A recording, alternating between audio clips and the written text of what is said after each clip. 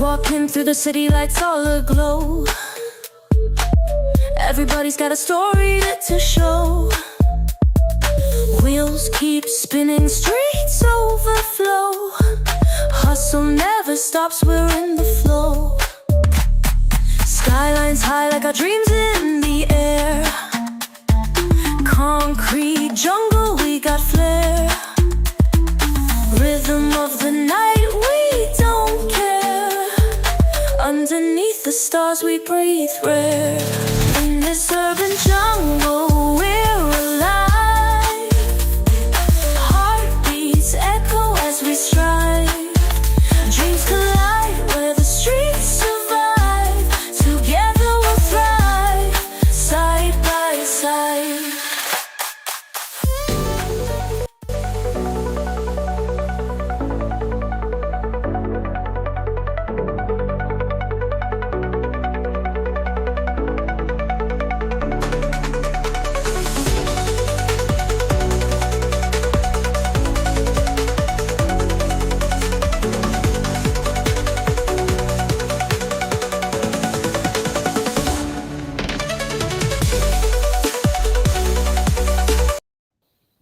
And welcome to tonight's Order Paper podcast. And Nick, how does it feel to be stepping into the void of Laura tonight? Well, well, when the call comes, I have to answer it. So I'm happy to step in. So what sort of news can you bring up in Nick's world that those who probably haven't seen you in a while would like to know what's happening? Because I think there is something that I think you should let us voters know, considering I could have someone I like to vote for on the ballot paper. Yeah, well, that's a bit of a hint, Sam. Yeah, well, I mean, I'm considering. That's a very good question, Sam. I'm going through the process of putting myself forward for selection. I haven't really announced that yet, but you may well find myself, on a ballot paper. I'm not sure whether we say that, but we'll see. Yeah, so we're going through the process at the moment, and yeah. Well, put it this way, I'm looking forward to the race that could be on the cards for what could be called the new Wellington Bays electorate at the election. Yeah. Well, I mean, it'll be a good contest, and it'll be great. I'm looking forward to it too. And what do you think about today's announcement of was it Q Wong being announced as the new leader of the Opportunity Party? Yeah, I saw her interview this morning, and I mean, I understand why they're going in the direction of appealing more directly to voters and bringing a message around cost of living. I've always really appreciated the top party coming to bringing a more policy-driven response to voters. I remember fondly being at a candidate meeting last election with top candidates, and I always remember them being really nice people, focused on good policy debates, and so yeah, I look forward to seeing what they come up with this time. Yeah, including one of them I'm still in contact with, which was the candidate for Waikato, Megan. Oh, what's her last name? I have to look it up on Facebook. But we've kept in contact. It's a bit more than just Jessica Hammond, who stood at Haru for, was it 3 elections? Yeah, it was actually Hamilton West that I bumped into a really good candidate through that was representing top. What was that, Sam? Naomi? No, it was Alex. Yeah, it was Alex. Ah, he was the Hamilton East candidate. But Hamilton East, yeah. No, really nice guy, and he's got a great story, and yeah, that's why I say I have a lot of time for candidates from top that put themselves forward. Yeah. Okay, and for those who are wondering right now, we have a poll out today after you probably gather with the announcement of there. Is it time for New Zealand to get an independent commission against corruption? So please fill out that poll. If you want to cheekily state that you believe that myself or the late Penny Bright or Matthew Tukaki should put our hands up to become the commissioner, feel free to put that into the comments. That's a great question, Sam. I know they've done a lot of work in Australia around independent commissioners and commissions. They've got one in each state, and they've also got a federal one. So, they yeah. introduced the federal one because it was only New South Wales originally. Yeah. New South Wales has had it for a very long time. The part that gets me is in 2022 at the Hamilton West by-election, put this question in there. No, we don't need one. We don't have a corruption problem. And it's amazing how in 2023, people wanted both Michael Wood and Stuart Nash dragged through the ICAC ringer.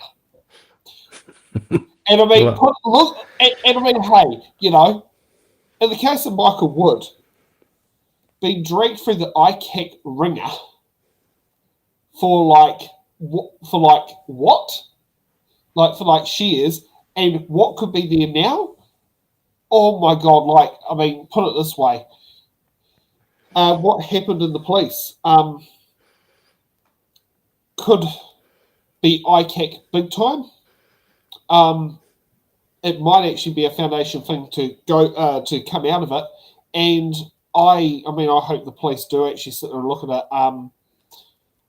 Look at the attempted cover-up. Should look at least looking at the merits of whether criminal prosecution should be looked at to sit there and actually bring back trust into the system. The prosecutor who shafted Louise Nicholas got done for perjury. Yeah, I mean, it's certainly something that we should have a look at. I don't know about whether we're going to go there, but it's certainly something we should look at. Yeah.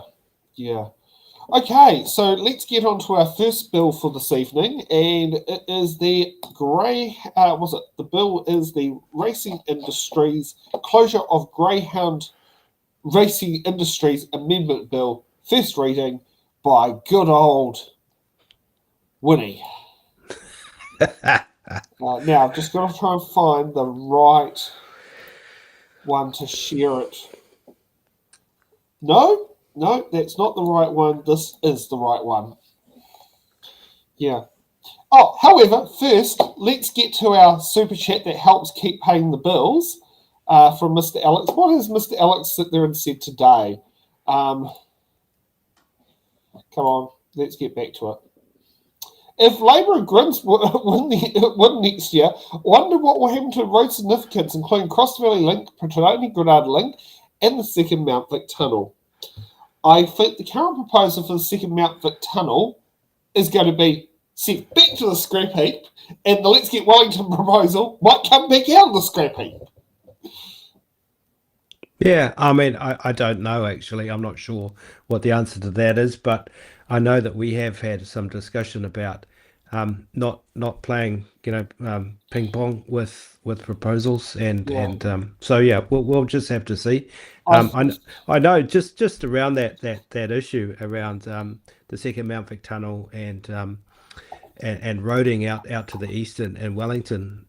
That's one of the bigger issues that people who do live out in Miramar and over in the east there, they do talk about needing greater transport links.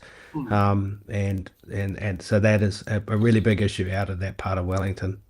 So we do need to find a solution to that, to getting good transport from out in the eastern parts of Wellington. I do know when Simeon Brown was Transport Minister about the deep bore tunnel, even though the price tag's pretty damn expensive, I like the idea because you can chuck a toll on it, but it would also take that traffic that would, because the thing is, the second Mount Victoria tunnel next to the existing one, the second terrace tunnel next to the existing one, isn't going to change where the traffic's going to go. The traffic is still going to be going down Vivian Street, still going to be going down Kent Terrace, along Buckle Street and Caro Drive and through the Arras Tunnel. It's not going to disappear. The deep bore tunnel that goes underneath will separate the traffic that's heading to the airport who's willing to pay a $2.50 toll that can express lane their way through in a 6-minute journey, because at 3 a.m. in the morning, this is when I used to live in Kandala going to do the paper run. It used to take me to get from where the split off from the terrace, where the terrace exit is on the motorway, through the terrace tunnel, down Vivian Street and through the Mount Vic Tunnel and coming out by the traffic lights at Kilburnie was 6 minutes. So, and the reason, so it's basically, you've also got to look at what is the least disruption. And yes, a deep bore tunnel, yes, it will cost money, but you can toll it. You can toll it, you can put it onto a toll recovery plan like the Auckland Harbour Bridge, where the trust fund money for the Auckland Harbour Bridge is still in the trust. It's still paying for its maintenance to this day that was collected in tolls. And it was a 1984 election promise to get rid of the tolls. No, was it an election promise or a bribe? I can't remember which one of the two, but it was because Muldoon's campaign to get rid of the tolls. Yeah. And the other one is, like they say, they're going to they're all toll the existing roads. Yeah, well, I don't agree with tolling existing roads. That's why you should toll new ones. So I don't know. And that one will also create the least disruption in the centres. I mean, put it also this way, it's like, should we have a state highway or a motorway running past Wellington's free secondary schools? No, and I think that's why I also want to have a bit of a shout out for our public transport system. And I think as many people who can should be using public transport. While there are some people that obviously can't, and it's not the right option, I think that's where public transport plays a really key part. Let's thank you, Alex, for the $10 super chat and helping pay the bills. As I can see, the collective cross-streaming thing in there is still going. So let's get to Winnie. Winnie's first bill. Now, according to DeepSeek, the best arguments that came out of it, the best arguments came from Winston Peters, Rachel Boyack, Steve Abel, Joe Luxton. Some of the worst arguments came from Cameron Luxton, not related to Joe Luxton. It just seems that all the weak arguments came from Cameron Luxton. I wonder if ACT voted against it. We'll find out. So let's kick off with good old Winnie on our racing bill. I know, but I seek leave to see the Green Party whip's authority for the last 4 votes that he cast. Oh, what the hell? I'm aware that they have the authority. You're aware that they have the authority? I have been notified by the members that the Green Party carries their proxy. Yeah, but have you seen them? I don't have to see it. I'm allowed to take members at their word. Well, that's a mistake. Well, I've been giving the member the benefit of the doubt for the last couple of years. We will have silence while the vote is called. 68 votes in favour, 55 to the contrary. The motion is agreed. Call on Government Order today, number 1. Racing Industry Closure of Greyhound Racing Industry Amendment Bill, first reading. The Right Honourable Winston Peters. In the first person pronoun, we present a legislative statement on the racing industry, brackets closure of Greyhound Racing Industry, in the brackets Amendment Bill. The legislative statement is published under the authority of the House and can be found on the parliamentary website. The Right Honourable Winston Peters. Speaker, we move that the racing industry, brackets closure of Greyhound Racing Industry, brackets Amendment Bill, be now read a first time. We nominate the Primary Production Committee to consider the bill. At the appropriate time, we intend to move that the bill be reported to the House by 13 March 2026. Mr. Speaker, since 2021, the Greyhound Racing Industry has been on notice after 3 successive reviews over a decade, all found animal welfare concerns and a need for change. These concerns clearly put the industry's social licence to operate under threat, and in December last year, the decision was finally made to close commercial greyhound racing in New Zealand from 1 August 2026. This decision was not taken lightly. Many MPs are adverse to any business shutting down. It was acknowledged that the industry and the greyhound racing in New Zealand had undertaken genuine efforts in recent years to improve animal welfare. However, it was considered that the rates of dogs being seriously injured remained too high, and the improvements made were not significant enough for the industry to retain its social licence. The decision to close was also taken against the backdrop of greyhound racing declining worldwide. Since December 2024, Wales, Tasmania and Scotland have all followed suit. It is pleasing to note that Greyhound Racing New Zealand has withdrawn its judicial review against the government. We encourage members of Greyhound Racing New Zealand and the wider racing community to actively engage in the select committee process and focus on the way forward. Mr. Speaker, to close our own industry, a carefully managed approach has been undertaken. The approach comprises of 2 bills. The first bill was the Racing Industry (Unlawful Destruction of Specified Greyhounds) Amendment Bill of 2024, which unanimously passed all stages of this House on 10 December last year. That bill was to prevent the unnecessary killing of racing dogs, as the announcement of an incoming closure meant that racing greyhounds became less economically valuable or viable. And I thank members across the House for their unanimous support of that bill. It was necessary that the first bill was passed under urgency to immediately put in place protections for the greyhounds themselves, and it was undertaken in the knowledge that a second, more substantive bill that would close the industry would follow and allow for public input. Mr. Speaker, that leads us to the second bill, the bill before the House today, the Racing Industry (Closure of Greyhound Racing Industry) Amendment Bill. This bill's primary intent is to close the industry in a way which prioritises greyhound welfare and the well-being of greyhound racing participants throughout the closure process. This bill is based on the recommendations of the Greyhound Racing Ministerial Advisory Committee, which was established to provide expert independent advice on the closure and oversight. The committee, which is comprised of Heather Simpson as chair and Lindsay Burton and Murray Johnson as members, has met and continues to meet with a range of industry bodies and organisations. They've also maintained close contact with Greyhound Racing New Zealand. From its meetings, the committee delivered a report at the end of May with a set of detailed recommendations for the legislative changes needed to close the industry in a measured way. And thank you to the committee for its ongoing hard work and its well-informed report. And thank you to all of those who were engaged with the committee in good faith. After further consideration, the committee's report was released in August, alongside the announcement that the government agreed with the committee's recommendations and would proceed with a bill that implements those recommendations. Mr. Speaker, the bill sets out the framework for a transition to closure for the industry, which prioritises the welfare of greyhounds and is concerned with the smooth transition out of the industry for affected people. To provide a well-managed closure, this bill comes into effect over 3 stages. This will ensure a framework for closure is in place before commercial greyhound racing ends on 1 August 2026. It will also allow sufficient time for some subsequent work to wind up the greyhound racing industry, such as ensuring that greyhounds are successfully rehomed over time.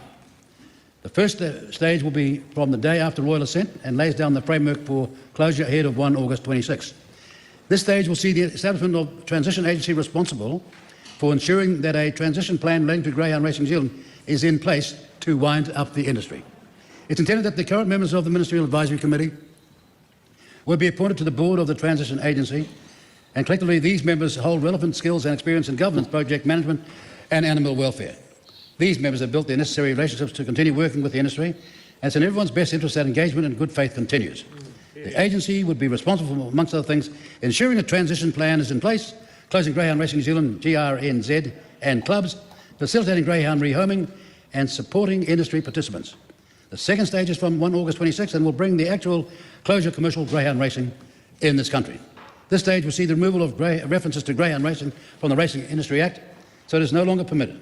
During this stage, Greyhound Racing New Zealand will be dissolved and appropriate remaining functions will be transferred to the agency. Finally, Mr. Speaker, the third stage will see the repeal of provisions relating to the agency. While the bill anticipates the agency will have completed its function within 3 years, it allows for some flexibility in timing in case there is still some outstanding work at that time. Hence, this third stage comes into force on a date set by Order in Council, but no later than 31 July 2031. We might be possibly still around to see what's going on at the time.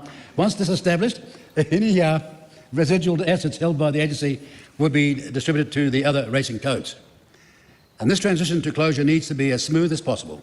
Members of the greyhound racing industry, wider stakeholders and the general public are all encouraged to engage with the Select Committee process, so this bill and this process is as robust as possible. It should also be noted that whilst the Select Committee is undertaking its consideration of the bill, the Ministerial Advisory Committee will continue its work to lay the groundwork for the transition agency. This includes ongoing work with greyhound rehoming organisations to identify what practical steps are desirable to scale up the rehoming effort. Finally, greyhounds make great companion animals, and we encourage New Zealanders to consider adopting them as the industry is wound up. We will need to find these dogs homes. Mr. Speaker, in conclusion, the bill is commended to the House. Thank you.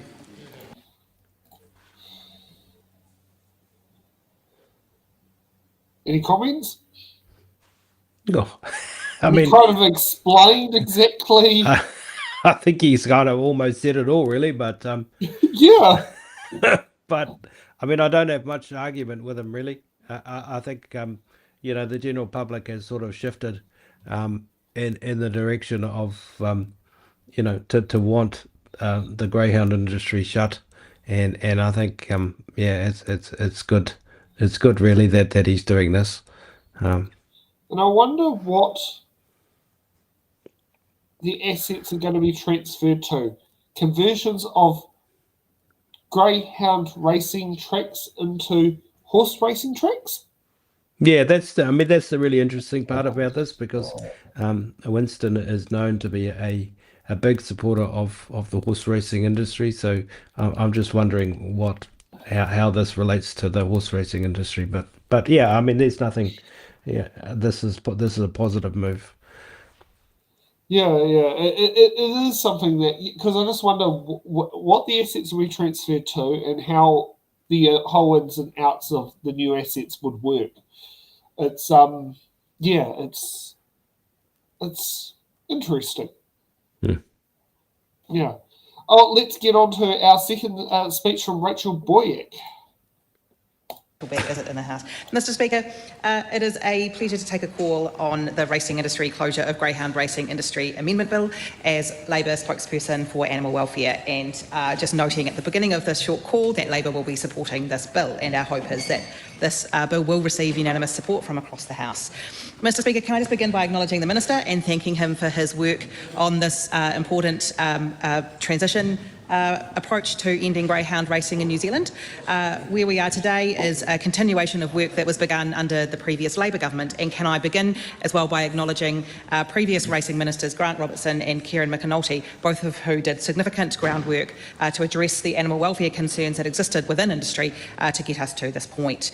Mr Speaker, just to begin, I just want to acknowledge that for many people working in the greyhound industry, this decision will have a significant impact on the people who work in this industry, who train dogs, who race dogs, and who have done that for most of their lives, many of whom are part of generational families who have worked in the greyhound industry, and this will have an impact on their lives and their livelihoods. And can we acknowledge that for those people, they will need that transition support. We acknowledge in the Labor Party that there is that need for fairness. Okay, carry on. We acknowledge within the Labor Party that there is that need for fairness and for meaningful support for those involved in the industry who will need to be transitioning into other work. And so we acknowledge that for those people today will be a difficult day in their working careers. Mr Speaker, what this bill does is it formally ends commercial greyhound racing in New Zealand by 1 August 2026. And as I noted earlier, there have been a number of reviews into greyhound racing.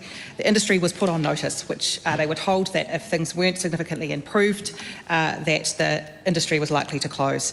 I want to acknowledge that there have been some improvements made by industry, but those improvements have not gone far enough. They have not been enough in order to ensure that this industry could continue.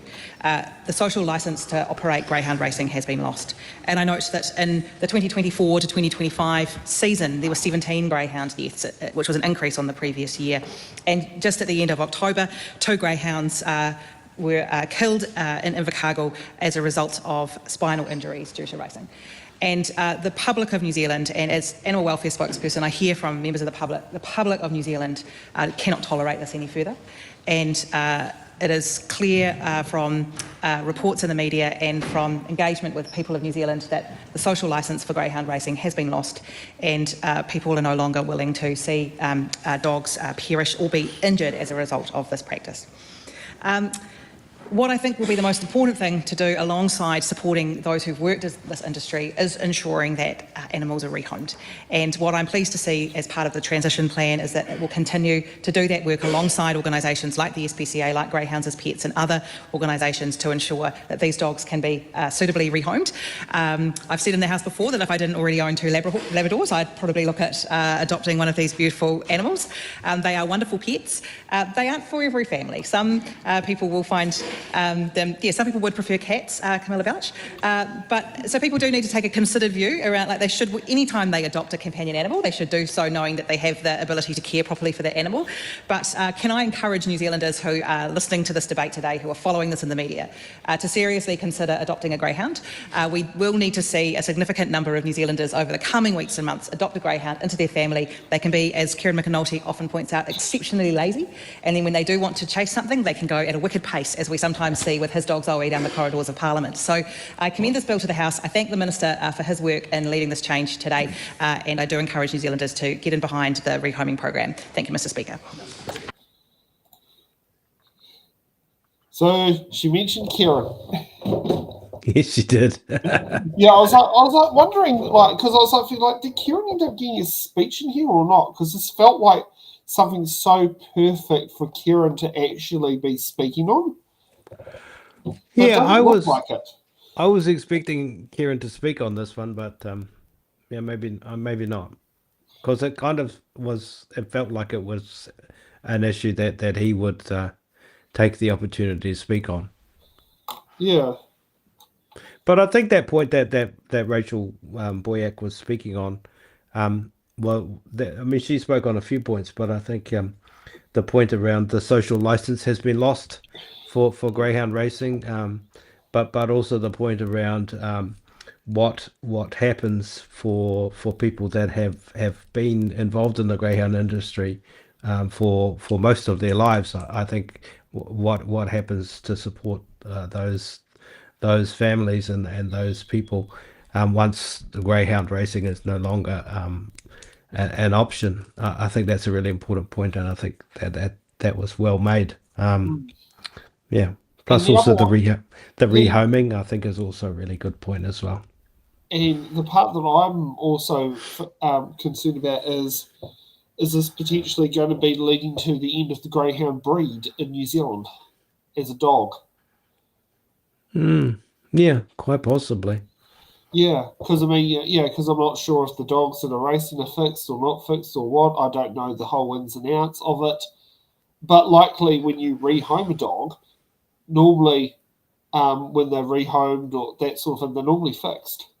So I don't know what provisions we're taking to, because I don't believe the dog breed should go extinct because the racing's gone.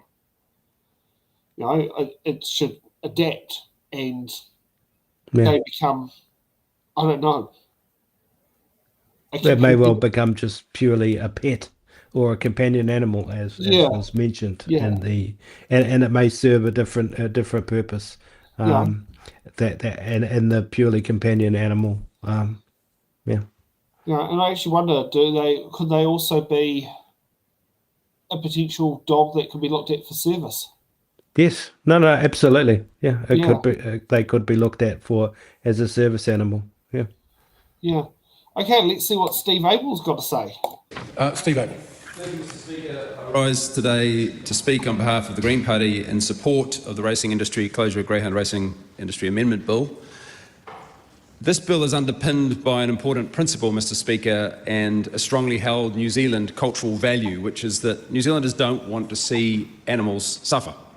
It's a simple principle whenever there is a surveys done, whether it's regard to companion animals or farm animals or animals in entertainment.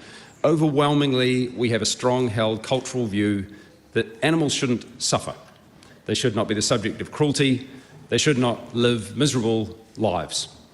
Unfortunately, in the case of the greyhound industry, there has been years of evidence and facts in regard to the operation of that industry that has brought us to the point where it is clear that this is not an industry that has a place in a country that holds to that principle of animals having a good life.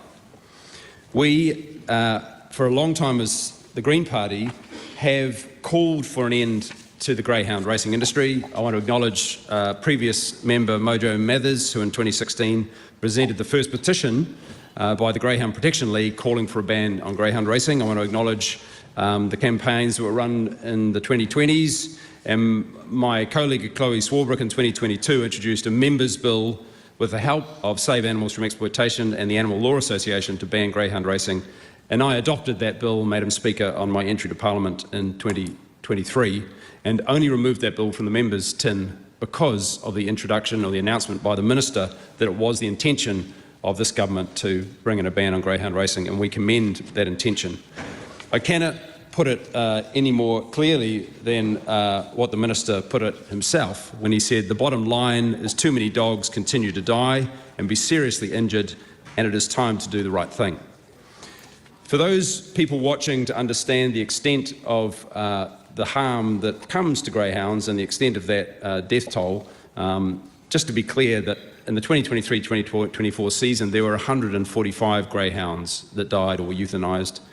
In the 2022-23 season there was 145, and then 2021-22 season there were 236. And these dogs are doing what they are bidden to do, which is race, but very often that leads to serious fatal injuries, or injuries that are so irreparable that the dogs must be euthanised. So there's very high rates of euthanasia in this industry. One of our concerns is that dogs will be exported for racing, and in April this year the Gold Star Racing Training Organisation exported 80 dogs to Australia to continue racing. We've made it clear our expectation that the legislation should ensure that there is a prohibition on the export of dogs for continued racing, and we also note the Minister's comments that they will be rehomed, not re-racetracked, and we support that principle. Just to finish, Madam Speaker, greyhounds are gentle animals, they are loyal dogs, they do love to run, but not perhaps as much as they would if they were being raced. We want to see them put into loving, caring homes where they will be free to run of their own volition, not because they are compelled to. And they make great companion animals, and we support the call of colleagues across the House that we would love to see New Zealanders step up and take these greyhounds into their homes and rehome them so that they can live out a good life, having been part of this racing industry that is coming to an end, and rightly so. We commend this bill to the House. Cameron Luxton. Well, that's interesting about Steve Abel bringing up the euthanisation facts on greyhounds. Yeah, I mean, I think you watch Steve Abel's contributions in the House, and he's one of the more thoughtful members from right across the entire Parliament.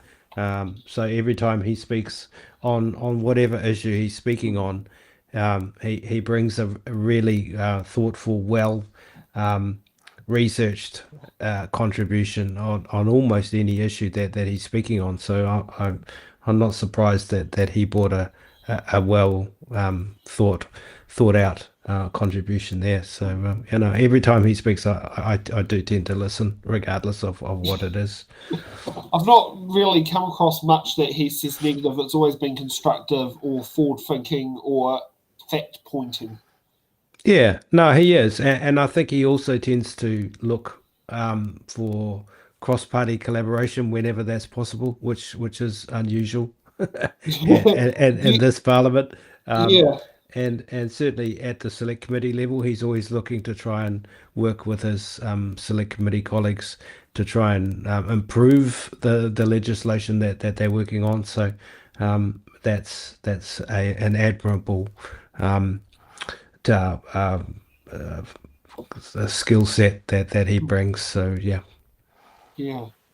Okay, let's get on to Cameron Luxton. Speaker, I rise in very cautious support of this bill. To speak frankly, this bill is taking away people's property rights. For the first time in our history, the state is stepping in to take over and shut down an entire sport.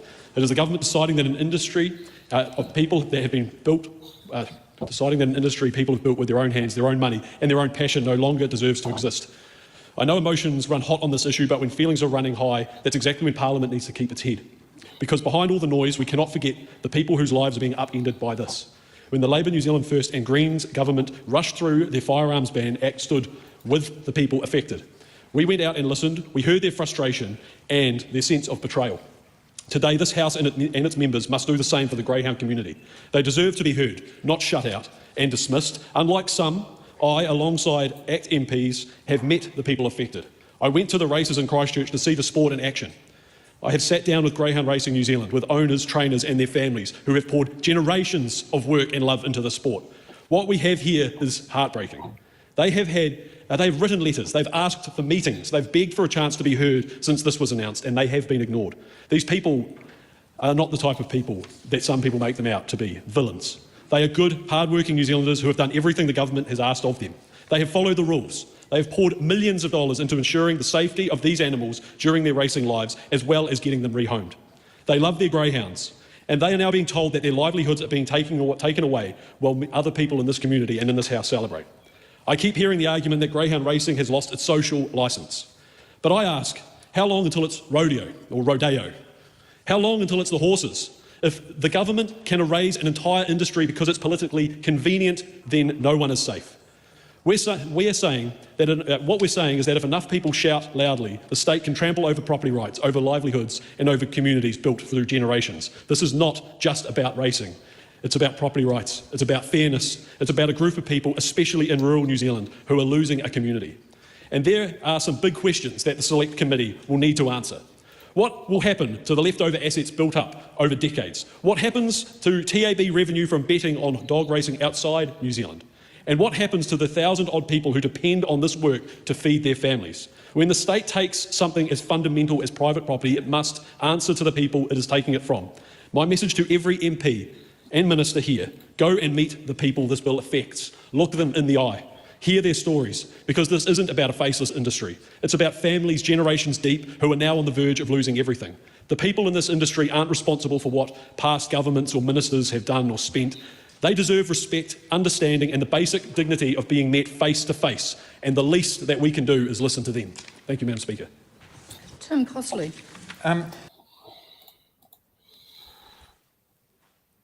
That was a very, how do I call it? And it said in deep state, the straw man's argument he was arguing for, but literally, basically, it's like we're cautiously supporting it, which I wonder if it's part of the agree to disagree clause.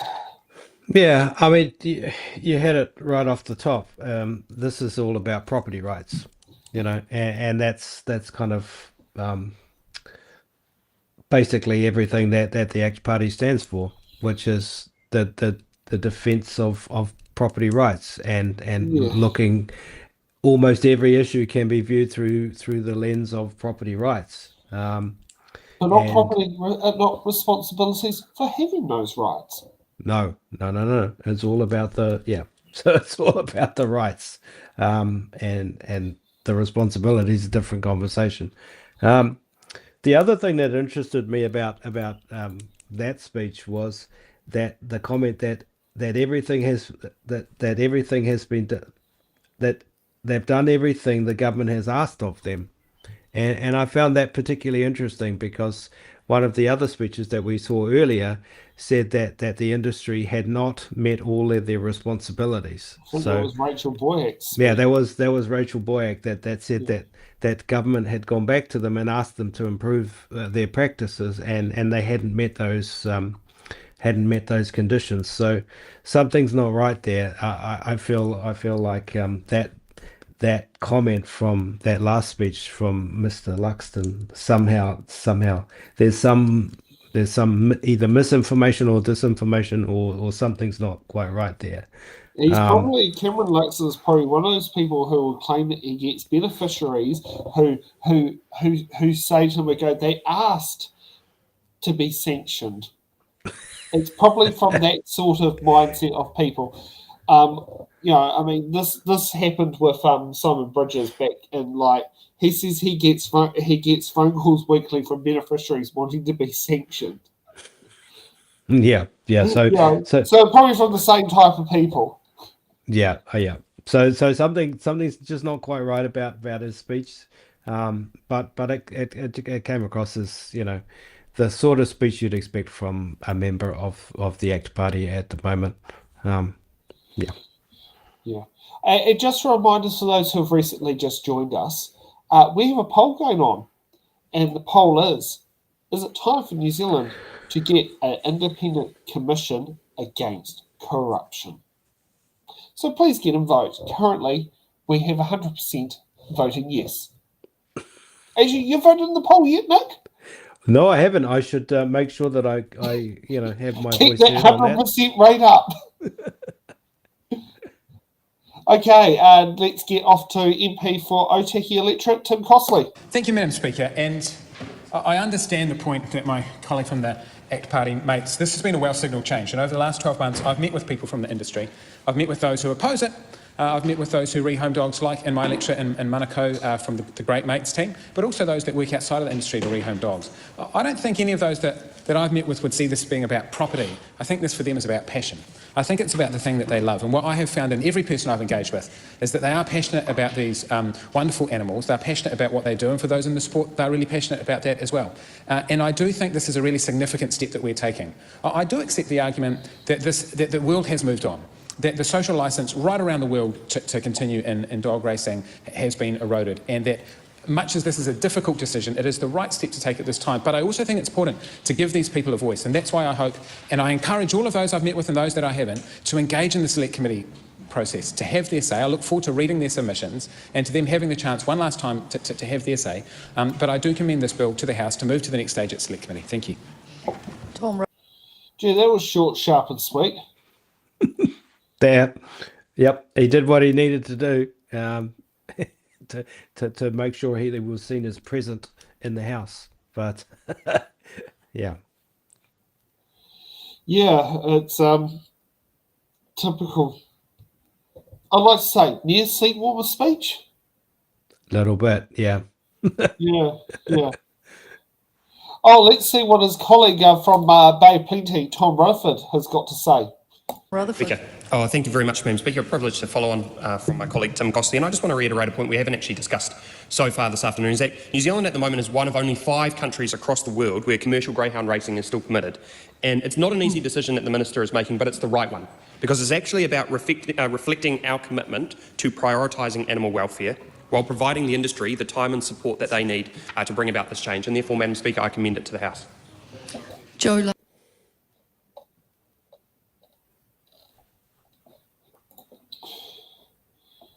Another frickin' seat warmer speech.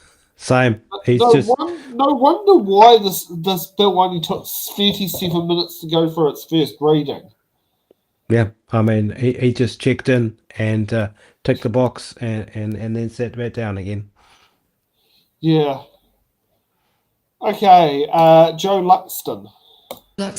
Okay, thank you for the opportunity to speak on this piece of legislation, and I want to acknowledge the Minister for bringing this to the House, and I want to acknowledge the previous members and ministers that have worked on the piece of legislation up until this point.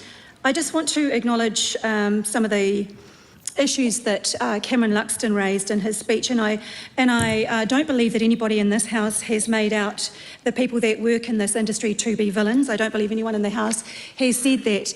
In fact, what we have heard in this House and what this piece of legislation does is acknowledges that there are people who will be impacted by this decision, as the member who spoke previously said, that have perhaps been in this industry for generations, and it is important that we do acknowledge that, and acknowledge that it's not easy for anybody to be losing their job, and particularly in this day and age. So again, nobody has accused these people of being villains, but what we have said is that the industry has basically been on notice since 2021, and there have been constant calls for improvement in the industry, and sadly, for whatever reason, it hasn't happened as it should have. And what we know is that New Zealand is a country that prides itself on its animal welfare standards. And what we see with this industry is that there is a really high risk of injury and death for these dogs when they race. Broken legs, fractured skulls, spinal injuries, heart attack and heat stroke, Madam Speaker. And after an injury, they are simply euthanised because they are no longer deemed to be profitable for those who wish to race them. In fact, Madam Speaker, according to SAFE, since December of last year, and as of the 9th of November 2025, 645 greyhounds have been injured.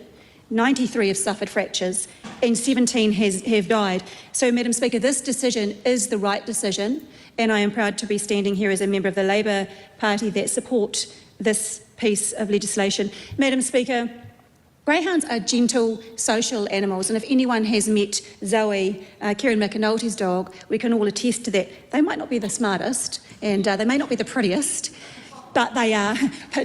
Kieran, don't judge me. But they are certainly social, they are loyal, and they are absolutely lovely animals. And it's interesting to note, as the Minister in his opening speech mentioned, that there are several other countries who have followed suit since the government announced that this was going to be happening. And as the Minister mentioned, this is going to be a staged approach to the shutdown of this industry, Madam Speaker, and that is important because it does speak to the people who are involved in the industry as far as jobs go, rehoming, and as my colleague Rachel Boyack mentioned, I do urge people, encourage people to look at adopting one of these greyhounds in order to ensure that they are sent to loving homes around the country. Madam Speaker, there were three options, I think, that were put before the government with regard to this piece of legislation. One being that they stick with the status quo, no changes. Well, that's not acceptable, Madam Speaker, to anyone, I don't think. Option two, industry continuation with increased oversight and regulation, but there were some concerns that outcomes and enforcement of animal welfare that actually wouldn't happen appropriately, that it would only make slightly better improvements. And option three, that would have the most positive impact for animal welfare, was to work through the closing down of the sector in a transitional way. So, Madam Speaker, I am pleased to be able to support this piece of legislation whilst acknowledging those that are going to be impacted by this and working with them, urge them to submit. Thank you. Madam Speaker. Honourable Minister. Now, that was a decent length of speech. Yeah, I mean, you could tell that Joe Luxton. Oh, yeah. It's a bit like Kelston with the T, a suburb in Auckland, and Kelson without the T, a suburb in Lower Hutt. Well, yeah, I was more thinking of Luxon versus Luxton, but anyway, Joe Luxton, I'm doing it again. She understands that the issues and had put some time into that speech. But I mean, again, the point comes through in the speech that the greyhound industry had been put on notice since 2021, and they hadn't made the changes necessary. So that really puts the lie to the previous speech where the comment was made that the industry had done everything the government had asked of them. So that's a really interesting little point there. But the other point that was made many times was around the rehoming of greyhounds. So and I think that's a really important point, because we're going to have all these thousands of greyhounds coming out of racing that are going to need to go somewhere, and that's going to be a serious challenge to find homes for them, because they're not going to be racing every day or in training, so they're going to need to go somewhere. So that's going to be a challenge for the SPCA to manage finding homes for Well, Glenda Hughes, do you know if she's still CEO of Greyhound New Zealand? You know what? I'm not sure, Sam, but that's one. No, because that was when she took over. That was one of her focus, was to rehome and rehouse the retiring animals, and the injury rate did drop, according to her on her first watch. Yeah. Oh, let's see what Melissa Lee's Seatwoman speech is like. Melissa Lee. Thank you, Madam Speaker. I rise to support this bill, and I have to say that the decision was not taken lightly, and it follows 3 independent reviews that was actually done about the industry back in 2013, 2017, and 2021, and it is actually for the welfare of the greyhounds, and I commend the bill to the House. Lamonga Lydia Sosin. You're a great Seatwoman. I mean, put it this way, Melissa Lee, you are perfect for a Facebook, a TikTok, and an Instagram reel for that speech. It's just astonishing, isn't it? I mean, Anyway, I think we'll move on. Yeah, move on to Lydia. Thank you, Madam Speaker. I rise to take a call on this bill and very pleased to be able to take a call because Labor supports this bill. We've heard other speakers, Madam Speaker, talk about the welfare of greyhounds, and I want to thank the Minister for his opening comments. I think it's really important in this day and age that members in the House that we try to achieve a balanced argument. And what is important is that we've heard more and more concerns from animal welfare supporters as to why, over time, with the reviews and all the work that has continued, as the Minister pointed out, that it is an important issue about animal welfare. And we New Zealanders want to come to a point where the industry has worked on trying to get better outcomes for the greyhounds, but we've seen and we've heard the injuries cannot be sustained. So it is important, Madam Speaker, that the processes that the Minister has undergone with appointing a ministerial advisory committee that has been set up, gone through a process and looked at the best options with Greyhound New Zealand. Madam Speaker, I do want to point out, and I've heard other colleagues from across the House talk about the other side of the argument. For those who have invested time and money in their careers to do with greyhound racing, and we've heard that the well-being of the industry, specifically for these animals, and we're quite lucky because, like my colleague Joe pointed out, we're quite lucky that we've got Kieran McNulty's greyhound who's after, in terms of the approach that he's taken to adopt one of these animals. Madam Speaker, the bill ensures that the framework in closing the industry with a set date of the 1st of August, that it will have the upside and the downside. And the downside will be of those who are affected by the closure of the industry. And in particular, we've heard that those who have been in the industry for quite a long time are affected. And one of the things that they're talking about is there compensation? Is there going to be a transition period? Are their concerns going to be heard? And again, I go back to the earlier point that I mentioned around compensation, but also a balanced argument. Well, it's probably from their perspective, Madam Speaker, it's going to be an unbalanced time for them, specifically for those who have been in the industry for such a long time. They wanted to have their day in court. They wanted to be heard about their concerns, about their investment of time, and they don't agree that their livelihoods, that this has a significant impact and is a significant step for the industry.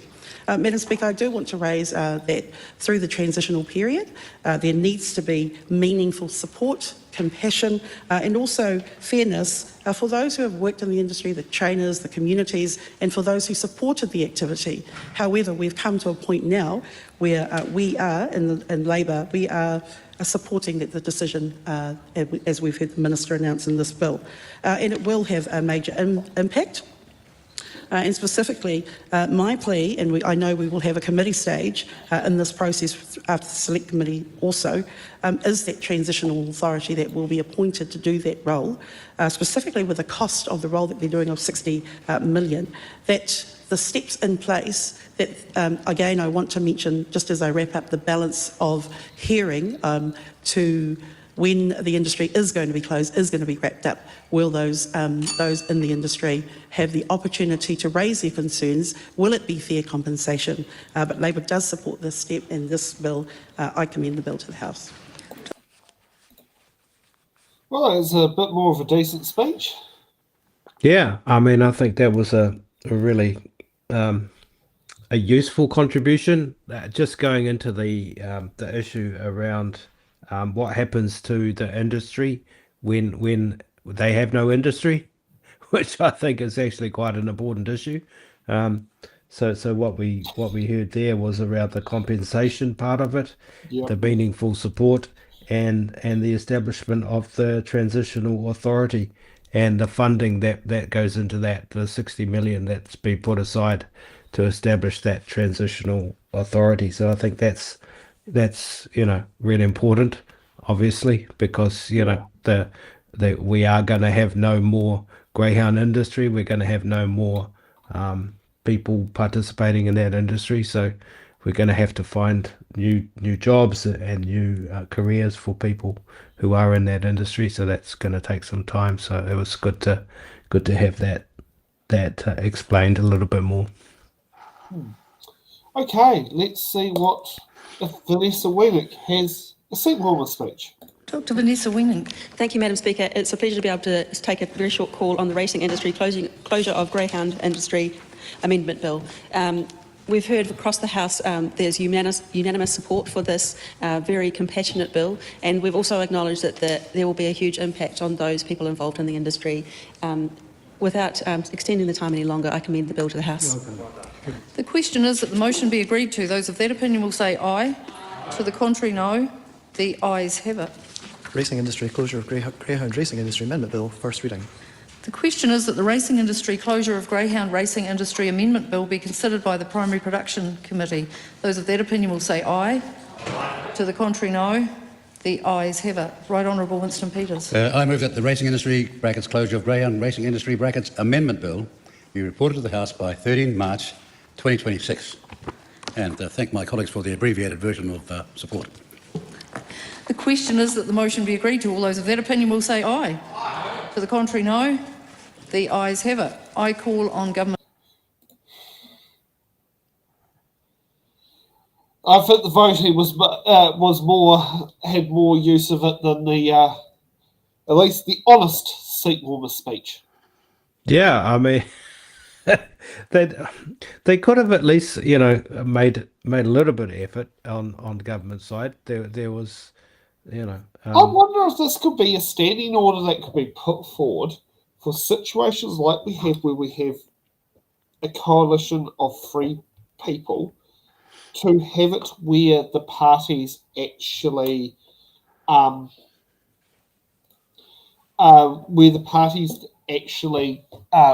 it's say the minister has a speech, but then each party gets a speech, because every time you have a bill from a junior coalition partner, that's their only speech. They don't get one in there. Like, it would be interesting if New Zealand First had a second speech in that round.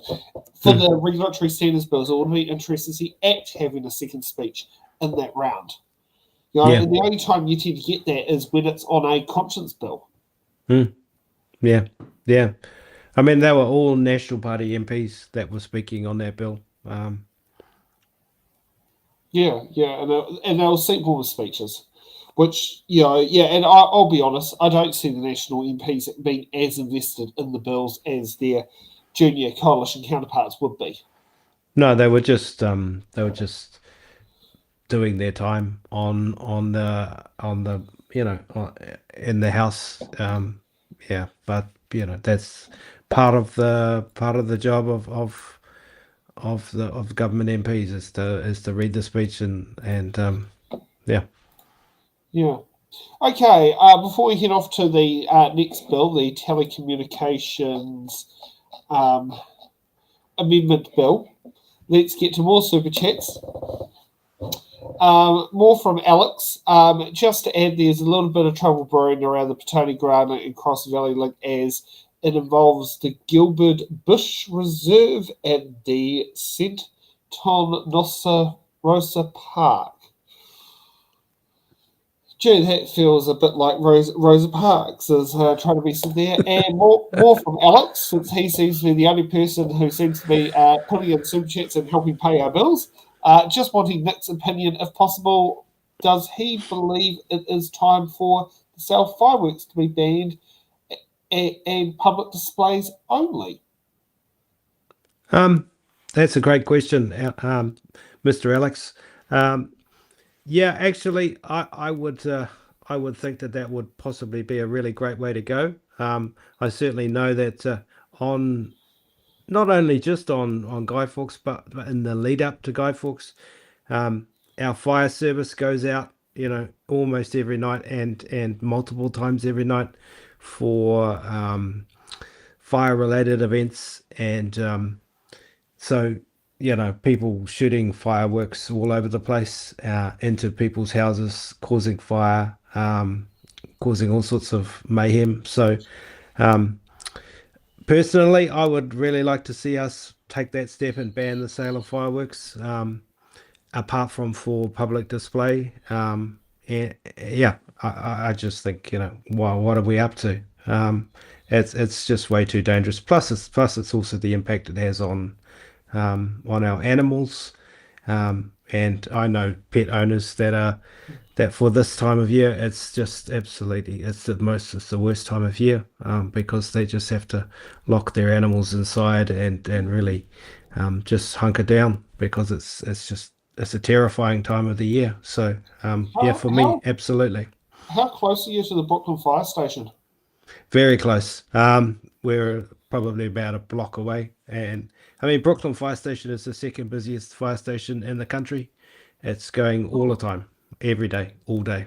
Oh, okay. I thought that would have been the one that was on Cambridge, on Kent Terrace would have been the busiest.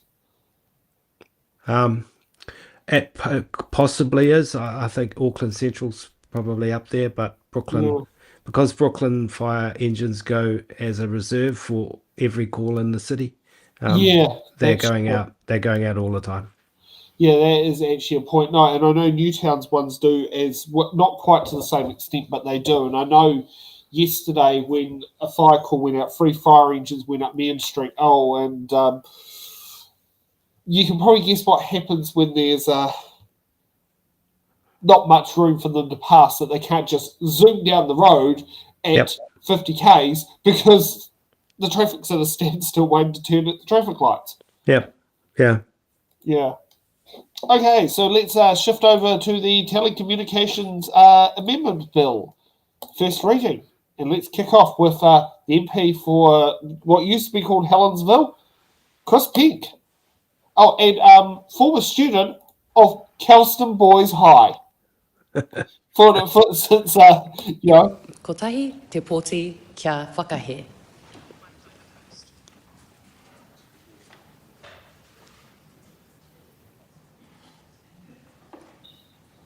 Come on, get there, Barbs.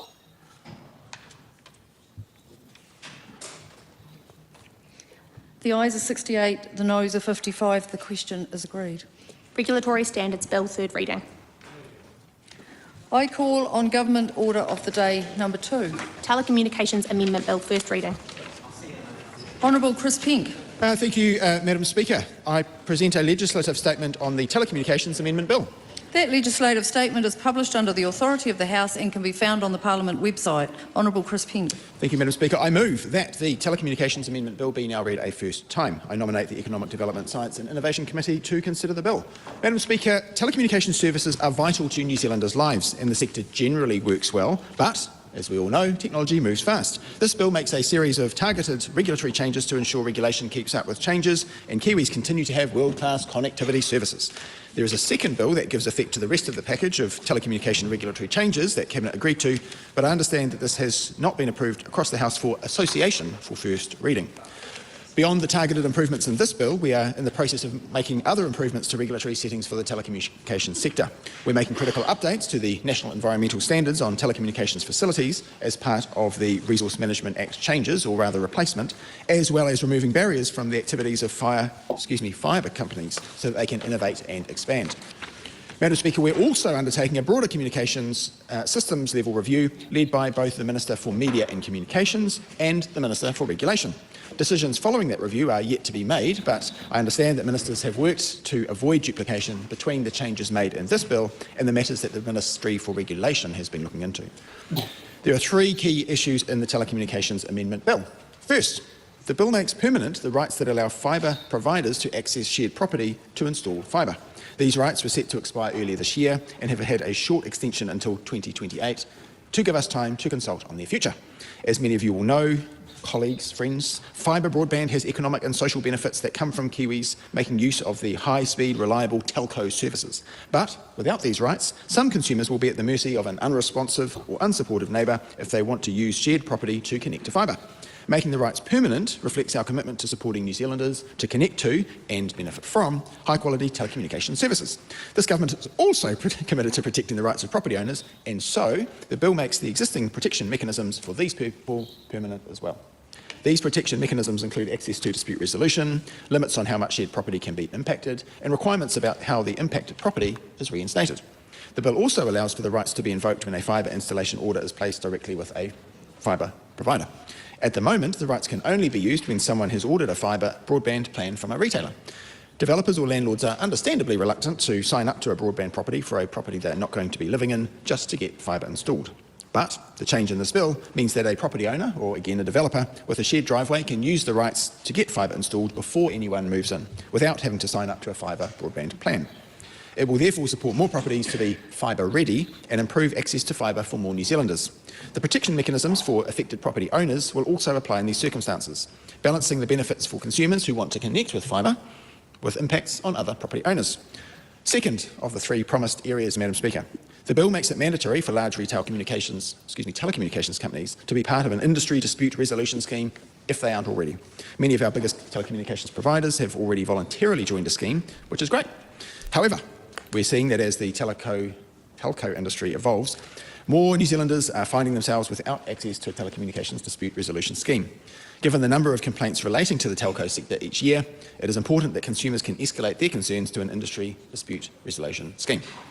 We're conscious that membership in such a scheme does come with costs for the provider. The bill creates a revenue threshold for when a telco provider needs to join a scheme to balance the benefits for consumers with the impact on the industry. The threshold mitigates the impact on membership fees for these telco providers, meaning that there is still a low barrier to the entry to market, supporting competition and innovation. The bill widens the type of schemes that can be recognised as industry dispute resolution schemes for the purposes of the Act. Since providers that aren't already in a telecommunications dispute resolution scheme will need to join one, the bill ensures that the Act is flexible enough to recognise schemes set up by providers outside the traditional telecommunications industry. Indeed, this change reflects that more Kiwis are buying their telco services from non-traditional telecommunications companies like electricity providers. All industry dispute resolution schemes will continue to be reviewed by the Commerce Commission, fear not, meaning that any poor performance of new schemes can be addressed. Third and final, the bill creates a new regulation-making power so that telecommunications development levy amounts can be set in regulations. The levy funds non-commercial telecommunications services and infrastructure and has been critical to some of our most successful rural broadband programs. But the amount of the levy is currently set in the Act. This means that if there is a need to increase the levy to respond to a specific connectivity challenge, a full parliamentary process is required to amend the Act.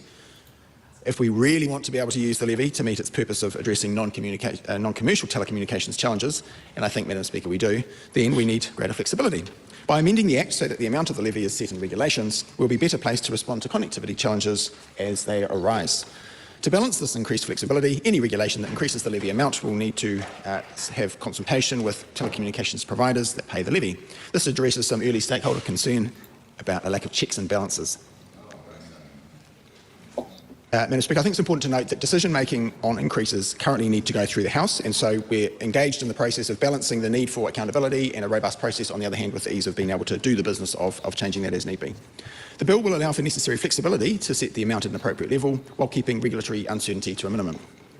The bill also makes minor and technical amendments to improve clarity and make consequential amendments. For example, the bill amends a set of regulations to reflect the Commerce Commission no longer accepts cheques. At a high level, this bill is about making sure we have the right regulatory settings in place for an important market. The targeted changes in this bill support competition, foster innovation, and help stimulate economic growth. I encourage members and the public to have their say on this bill through the Select Committee process, and in the meantime, I commend this bill to the House. The question is that the motion... What the hell? Sorry, just a moment. Okay, finally have managed to figure out which video to pause. Yeah. You got it? You on top of it? Yeah, I'm on top of it now. Yeah. That's good. Yeah. All right. I've seen some more things that have come through the polls recently. We do have someone who has voted no to having an ICAC. Ooh, good on them. You can probably guess who. Yes, I can imagine. Yeah. You know, that lovely friend of ours from that city called Tauranga, better known as the racist capital, commenting in the chat. Who I think has now left. Very good. So, interesting point that was made up there from Chris Peake about how one of the things is there, the fact that the telecommunications was it authority cannot accept, was it currently Checks. registered to accept payments for checks, but we don't do checks anymore. Oh, that was the Commerce Commission can't accept it's not accepting checks, which I thought was interesting. Yeah. I mean, hey, I do still have the souvenir.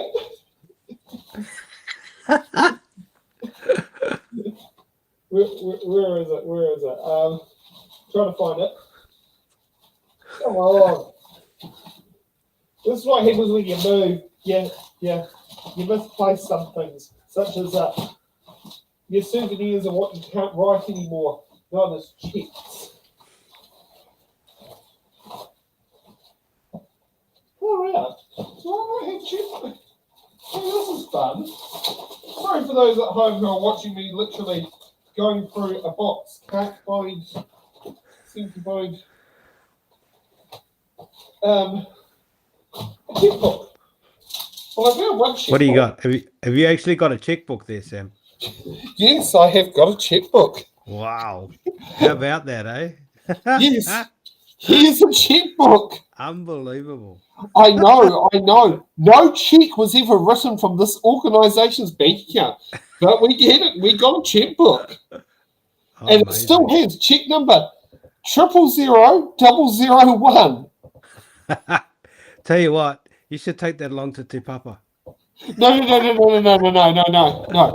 send it to that guy called Kenneth Copeland, the televangelist, and you send him a $10,000 check. Oh, that's amazing. Good on you. Yeah. Or something, and put one, and I mean, this bank account was Jill's signature as well, and I only put one signature on the check. Which means it can't be banked. Well, actually, no. Technically, it would have to be bounced, or they'd have to ring up Becky and ask her to put a signature on it. But I don't think we can do that these days with because that was something that we meant to have two signatures on the check and you only put in one, you could when it went back to the bank to be processed, the other person could come into the bank to sign the check to finalise the process. That was something that could be done back in the day, but you can't do that now because checks ultimately weren't processed at your home branch anymore. They were processed at a centralised processing plant. Yeah. But as someone who's from the disability community, how did you find Chris Peck's speech about fibre connectivity?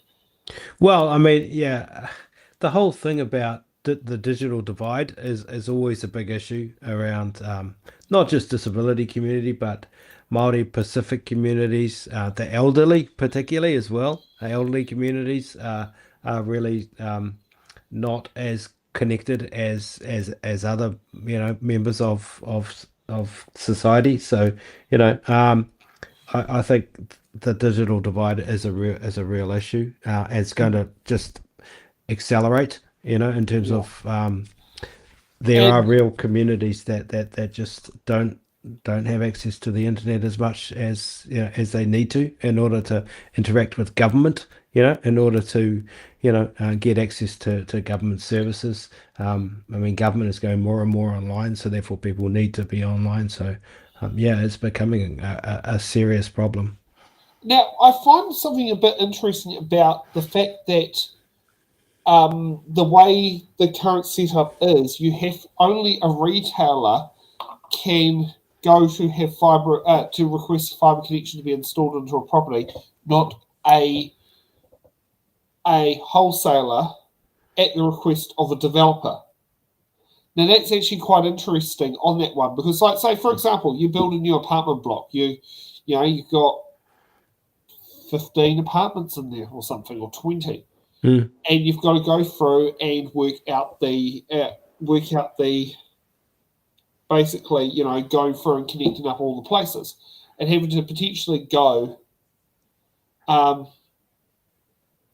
by one, like each person having to come in and chorus coming in on each occasion doing it. Now, I remember when I moved from When I moved into the place into Kingston, we had to have fibre installed. When I moved out of Kingston and moved to Kandala, we had to have fibre installed. Because on both occasions, in the case of Kandala, the phone hadn't been connected in like 10 years because James gave up on a landline. And in the case of Kingston, we were the first tenants in that place to have fibre. The previous tenants had ADSL. Yep. Or VDSL or whatever it was. Like they basically, like it didn't even have what's it called, the Saturn cable.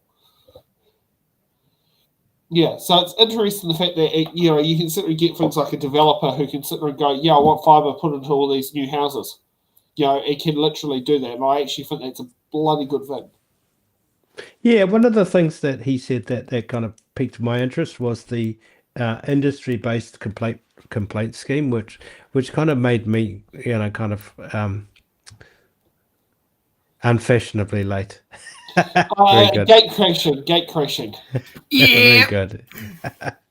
Yeah, it was that industry-based complaints mechanism that always makes me a bit nervous when industry takes over a complaints mechanism. It always kind of says to me that when it's like marking your own homework, yeah, and that always makes me a bit nervous when I see that. Complaints mechanisms should always be independent of the, like, for example, when if a complaint is coming from a telco, then the telco shouldn't be the one that's assessing the complaint. It should be independent of, so that was just something that jumped out at me. Yeah, you shouldn't be marking your own homework. Yeah, exactly. So how's Gate Crash and Laura tonight? Pretty good. I just got back from a meeting. So yeah, that's why I'm unfashionably late. But Kiwi Skirt said, "Oh, you need to get in there because they need ranting," and I'm like, "Okay, I will insert ranting here." So I don't know. I don't even know what subjects we're covering tonight. I haven't done any homework whatsoever. It's just going to be off the cuff, going, It's all right. We've so far coped. Don't worry about it. Typically, after the first speech, there is a bit of ranting because you're dissecting what's been said. Yeah. And before we sit there and go there, we've got a super chat from Blake. Yes. Finally, someone has broken the streak of literally every other person who has done a super chat. Every super chat so far has come from Mr. Alex. So, Blake, thank you for finally breaking it. Actually, that's Lord Alex to you. Lord Alex. Yeah. Why has he got Lord status? Because he's the one giving us the money. Oh, I see. Yes. So Blake super chat. Not so much of the 5 sections, but part of this legislation is very interesting considering what happens to people on social media, including me and other creators from the left community. Very good point there, Blake. Yeah. See, I need to go back and watch what he's referring to because I'm not entirely sure. I'm missing half the context. But I think it's also what's happened to him personally as well. Yeah. Oh yeah. I don't know too much about that one, but you'd have to let me in on the goss at some point, Blake. Okay. Let's get on to Ruben Davidson. Confirm that Labor supports efforts to modernise the regulation of the telecommunications sector. And as we know, there's a complicated and complex set of physical infrastructure across New Zealand, both terrestrial and satellite infrastructure, that enables the telecommunications sector in New Zealand. And despite all of that, there are still gaps and blind spots within New Zealand where we can't connect or are unable to connect for various reasons. What needs to happen is that the legislation that governs telecommunications in New Zealand needs to close up the gaps in the same way that we would then be empowered to close up the gaps in connectivity across the country. We know that connectivity is crucial, and we see that no more so than in times of natural disasters, or as someone on this side of the House suggested, Mother's Day. Yes, very important that connectivity is available at that time of the year as well. So we do welcome the move from the Minister to bring the regulatory environment in line with modern industry practice. What this bill does is part of a program of regulatory reform to ensure that the regulatory environment the telecommunications sector operates in is fit for purpose and consistent with changes that have occurred in the industry. It's a very fast-moving industry, which is why the legislation needs to move to not just keep up, but to, in fact, get ahead of that. Right now, membership of an industry dispute resolution scheme is voluntary, and the Commerce Commission estimates that 200,000 consumers don't have access to a dispute resolution mechanism, which is a lot of people who would be unable to progress or raise claims or complaints, should they need to, about issues to do with their telecommunications connectivity. So the bill will mandate that telecommunications providers with an annual revenue of more than 50 million must be members of an industry dispute resolution scheme, set at 50 million to maintain a lower barrier to entry. It makes the rights for fibre providers to access shared property to install fibre permanent. Now, these were set to expire earlier this year, but that had already been extended through to 2028. This bill now makes that permanent. It allows the Minister responsible for the Telecommunications Act to set the telecommunications capabilities like the Rural Broadband Initiative through Order in Council. It's currently set at 10 million per annum in Section 3B of the Act, and increasing it would require an amendment to the Telecommunications Act through the normal parliamentary process. The bill also empowers the Commerce Commission with a role considering requests for regulatory exemptions for the smaller fibre companies, which is also an important thing for us to see happen as well. Now, one of the other things I wanted to really raise as we discuss the subject matter of this bill and the services that it provides to New Zealanders and connects us with is that earlier this week I had the opportunity to attend the Spark Accelerate Summit in Auckland, which happened over 2 days on Tuesday and Wednesday of this week. And that was a really impressive showcase of some of the opportunities to innovate and to increase productivity, which is fantastic across our business sector and our business community, but also provides enormous opportunity through connectivity for us to empower communities, rural communities, regional communities, isolated communities, but also some of our underserved communities in our cities and in our urban centres who up until now haven't been able to, or for many reasons, aren't able to enjoy the level of connectivity and the level of service that they need and deserve to have.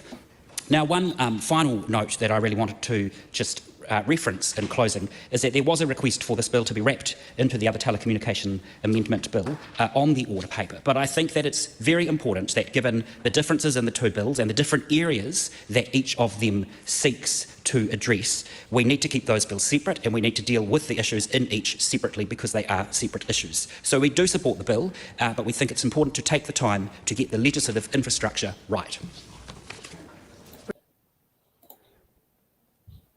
Commentary. Very good. I mean, I think it was good that Ruben spoke about the digital divide and access to the internet, and across all marginalized communities. I thought that was really good that he made those comments through his speech. Laura, you're joining late, so please take the floor. Yeah, I'm literally just catching up. But from what Ruben went over, he did highlight one of the potential positives of this amendment bill, and that's levelling the playing field. So ensuring that both domestic and overseas providers face the same regulatory obligations and costs, preventing foreign companies from having an unfair advantage, and ensuring consumer protection. Basically clarifying the rules that protecting New Zealand consumers apply equally no matter where the provider is located.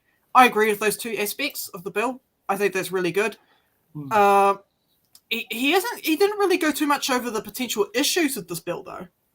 Like this is the first time I'm looking over it. I'm literally looking over this live as I'm talking to you guys. Yeah, and remember there were two bills on the order paper. This is the first one of the two. It's the more positive one because I think the other one is. I'm not sure if the opposition is currently in support of it or not, because they were originally they were planning to lump them into two bills, but they were separated at the business committee, probably for this reason, is so you have one of them where the bill actually passes and doesn't get filibustered. So it's basically taking the poisonous chalice out of one piece of legislation. Right, okay. Yeah, because I mean, looking over this bill, there are two potential issues here. And that's complexity and compliance costs for overseas providers. So this bill is going to impose new and legal financial obligations on foreign companies. And this Is that such as GST registration? Sorry? Would that be things like GST registration? Potentially, yes. I'll have to. Again, this is the first time I'm looking over this bill, so I'd have to look more in depth into that. But because of the new legal and financial obligations on foreign companies, it could deter some international providers from entering into the New Zealand market. And Nick, I know you can speak more to this, but considering that Labour is very keen on attracting international investors into New Zealand, do you potentially see this bill impacting that, especially in the telecommunications sector? Maybe, but I don't think it would be, like a huge roadblock. I think there are other things in the international investor space that would be, that would make a decision. That would be, the first cab off the rank in terms of what investors are looking at. They wouldn't be looking at, telecommunications legislation. Yeah, I mean, personally, I'm in the camp of we need to be building up our domestic telecommunications industries anyways, which is, I guess, that's where me and Labour would be aligned with each other. I know what's Labour's internal policy around that. Do you know, Nick?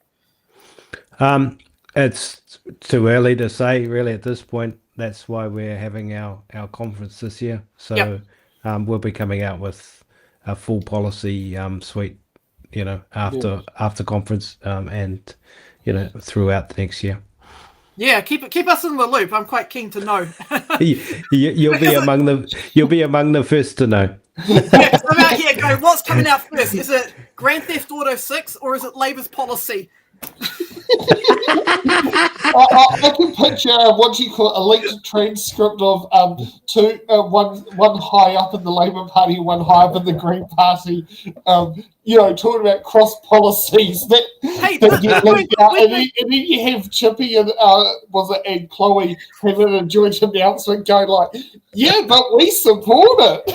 Yeah, I mean, look, we're doing cross-party negotiations right now. People go, hey, are the Greens and Labour talking to each other? We're doing it. Me and Nick are talking. Yeah, we're literally talking right now. Hey, yeah. Sam, you're with the top party, aren't you? We're literally, this is a conference. Well, I'm not officially a member of one, but I am pleased with the announcement that's happened today with, Hughley Wong, was elected as the new leader. Yeah, that was a good interview. So we've got the Opportunities Party, we've got Labour, we've got Green. So we're having a conference right here, and the audience is watching live. That's all right. We can get Sean Rush on the show, then we can say act as part of the party as well. There we go. Yep, we're having an online. We'll have a sensible person act on the show. Yes. Let's bring a member in from each party. Fantastic. I'm trying to think. Who do I know from National that would be quite realistic to bring on the show? I'll find someone. Yeah. Oh, wait a minute. He appeared on Instant the Ballot. Andrew, not Andrew someone? Oh, he stood in Tauranga, but he's on the National Party board. Right. Yeah. Okay, let's kick off with Ricardo Mendes March. Ricardo Menendez March. Thank you, Madam Speaker. The Greens are supporting the Telecommunications Amendment Bill, and we look forward to having a constructive conversation at the Select Committee stage and engaging with submitters on the issue. As others have canvassed, what this bill does is set up a dispute resolution scheme for high-revenue telecommunication providers and make other minor changes to the Telecommunications Act. And I think this is a worthwhile bill to support because enhancing consumer rights and improving dispute resolutions are good things that I think can build cross-party consensus. And this shows that actually, should the government choose to prioritise the legislative agenda towards the rights of consumers, we could probably be having far more constructive conversations in Select Committee stage and in the House, unlike the previous debate we held, which clearly was driven by one party and one party alone. So I think it's important here to put in the context that Chorus was initially set up to provide ultra-fast broadband. That has been quite successful and important to modernise our economy and access to information and other services. And I think it's good that this bill will also then look at the next steps in relationship to extending the right for fibre providers to access shared property to install fibre. And I think there's other conversations we need to have in relationship to the dispute resolution scheme, because in some ways that in and of itself will lead to consumers having better outcomes. One of the things that I've noted in the context of this bill has been the broader political conversation around the purpose of Chorus moving forward. And the government does, did effectively invest in Chorus when the rollout of the fibre settings were being put in place. I think the services that Choruses provide, in my view, should be a public good, and we should work towards that, because access to services like internet are actually becoming essential services, and we saw that during, for example, the pandemic. And so for those entities that help provide that very same infrastructure, we should be empowering them to broaden the services that they can provide, but ensure that they also retain in the public good. And so while it is good to see that this bill is being introduced to better support consumers and broaden the services that Chorus can provide, I think it's important also that the government and its broader political and economic agenda enhances the ability for Chorus to remain, as I mentioned earlier, within the public good. There's also other provisions in this bill, which we look forward to examining in greater detail at the Select Committee stage, which includes allowing a telecommunications development levy to be set through regulations as opposed to primary legislation, and this would be led by the minister in charge.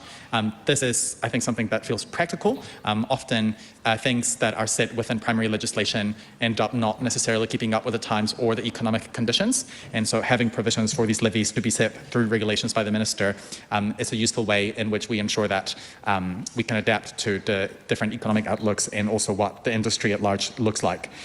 And we also have in this bill the provision for the Commerce Commission to fulfil roles given to it by the constitutions of Enable, North Power Fibre, Tuatahi First Fibre with ministerial approval. All of these changes, I think, are things that make common sense. So we commend the government for bringing this bill forward. And as I said earlier, I think one of the key things that will continue this constructive conversation will be submitters' engagement with this bill. So I look forward to members of the public, people who may have an interest within those industries, to participate in the Select Committee stage. And that also within the Select Committee stage, we continue honouring the accessibility of participation by members of the public. Because I also reflect on the fact that we're receiving a lot of submissions in the Standing Orders Select Committee, and the fact that I think bills like this one are a great example where I hope we receive an above average amount of submissions from the public, because it should not always be bills that rally up a lot of outrage, rightfully in many cases, that get public engagement, and the protections for the public to engage in bills like this ones, in my view, should be protected. So we look forward to continuing to hopefully support this bill, and we commend it to the House.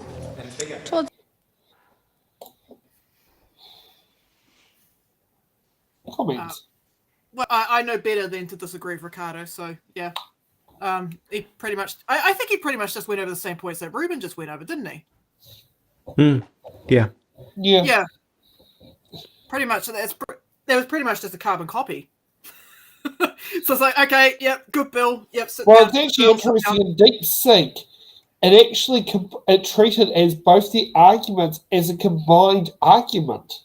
Oh, well, there you go. Yeah, the worst sections. It combined. It like treated the arguments for best.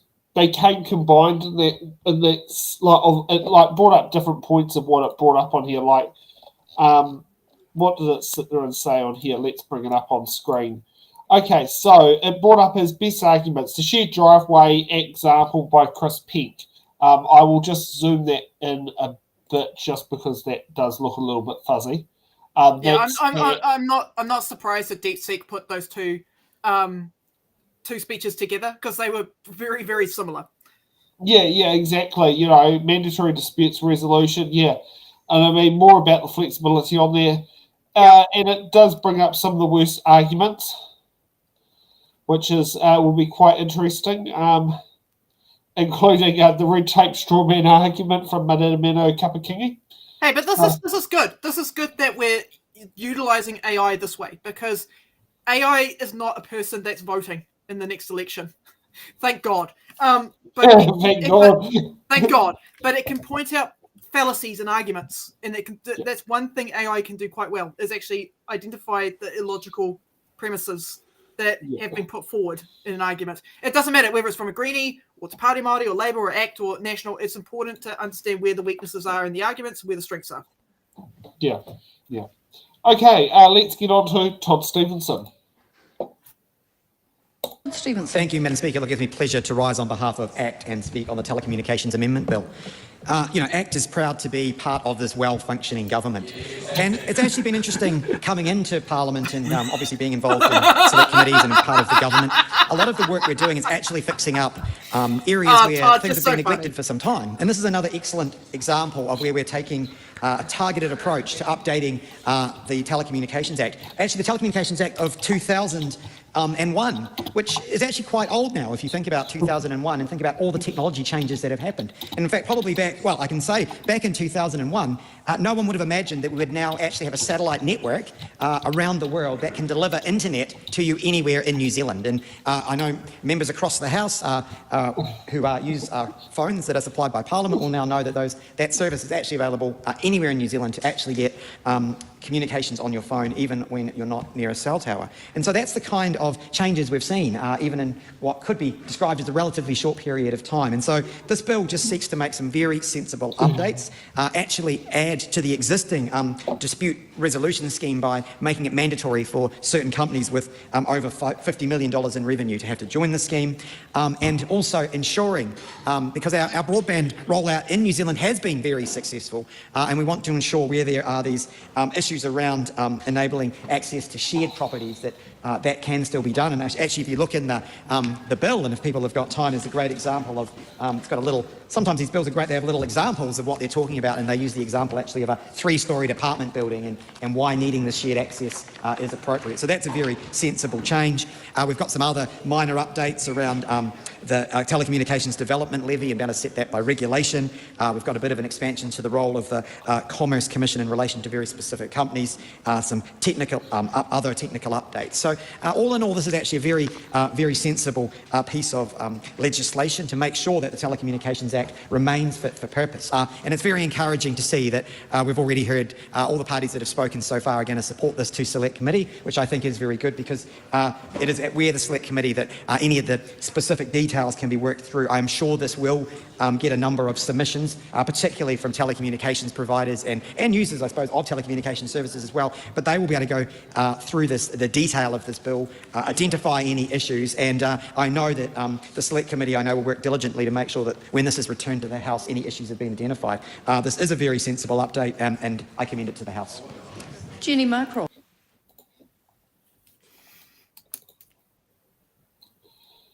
I love the word well-functioning.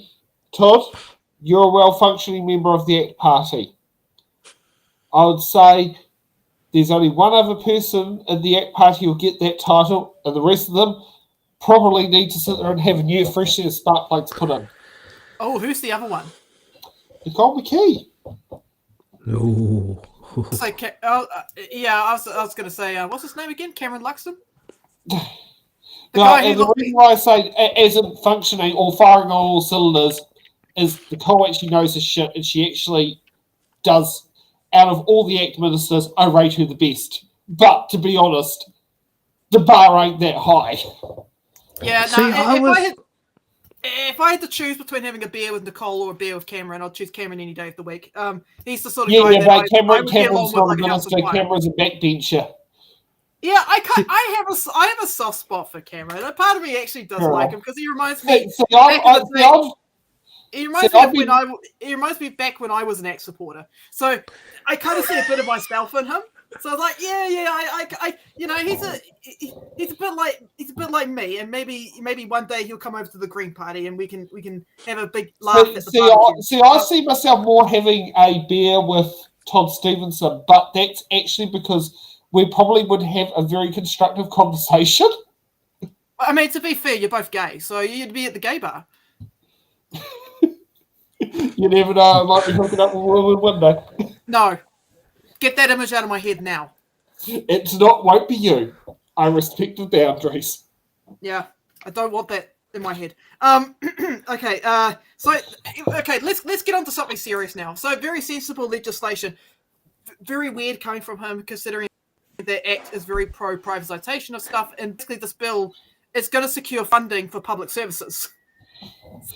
Yeah, and like, why weren't they talking about like property rights? You know, like, why did he get up there and not say the word property rights? Because every single ACT MP, like, that's all they say. And maybe he believes property rights includes having fibre to the door that your neighbour next door shouldn't be able to, neighbour in an apartment block next door shouldn't be able to object. But no. He might be seeing, property rights as a... Hey, this might be the one time Axe gets equality and equity mixed up, and we should embrace that. The fact that they see equity and equality together as two things that go hand in hand. Yes, this is the one time where the glitch is working. Yeah. I think he made a mistake. I think he got equity and equality mixed up, but I'll take it. Yeah. I'll take it. Oh, yeah, absolutely. But he may have read the wrong speech. You never know. You never know. I do love the comment from Paul there. Nicole not knowing his shit saved us from the gun reforms. Paul, just to also let you know, my dad is actually good friends with Nicole and Duncan McKee. So just to put in there, there is a bit of a family connection that is in that link in there. And the stuff that has been said has been mirrored by Nicole's performance as a minister. And as we know from, if people have watched the Autopod podcast, they included bills that Nicole McKee has done. She's actually known her bills off the back of her hand very well, was very informed, quite a lot of things. She didn't look did you just say that your dad is mates with Nicole McKee? Well, more with Duncan, actually, but yes. Please tell me the story of how they met. Bruce Flavin. Yeah, so I'm going to tell this story right now. So I know Duncan. I know him when I went to law school. We went to law school together. So so I know him quite well. And I also happen to also know Nicole when Duncan and I went to law school. I spent some time at their home. So we know each other through that connection. That was probably... And you walked out to tell the tale. Yeah. No. Yeah. I can also tell you right now, so my dad's friend Bruce Flavin knew Duncan pre-Duncan meeting Nicole. Okay. So So Bruce Flavin had more to do with it.